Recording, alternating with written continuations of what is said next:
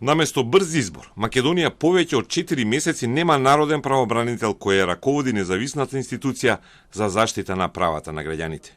Откако претходниот Насер Зибери на 12 јули замина во пензија, владеачката коалиција на Комисија за избори и именувања го предложи општинскиот советник во Тетово од партијата Алтернатива Фатон Селами. Но Селами никако не успеа да дојде на точка на дневен ред на собраниската пленарна седница. А со подпис на веќе пензионираниот омбудсман, функцијата ја извршува заменикот народен правобранител Илбер Руфати. Правобранителот е еднокосен орган, односно овластувањата ги носи само избраниот. Но поради тоа што немаше избор, овластувањата со подпис на пензионер се одолжија до нова година. Депонираниот подпис истекува. Од 1 јануари заменикот Руфати ќе нема овластувања да подпишува за плати и за други документи. Иако сатото чукува, собранието засега не нуди решение. Имавме допис од заменикот народен правобранител. Ги известив координаторите на пратеничките групи дека сме во временски цајтнот. Тоа го пишува и во дописот, дека ќе треба да делуваме брзо. Таа точка е ставена на дневен ред на една од седниците која не е завршена.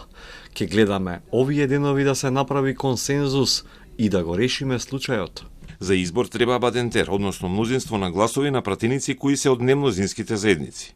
Дуи беше против кандидатот од Алтернатива и најавува дека нема да гласат никогаш за предложениот Селами.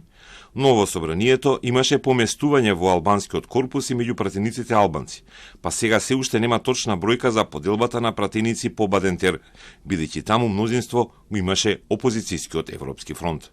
На прашањето дали Селами, кој е партиски човек, а кандидат за независна институција, поради неможноста да дојде до бадентерово мнозинство би се откажал, спикерот Гаши вели дека тоа е одлука на предложениот, доколку има политички договор за откажување.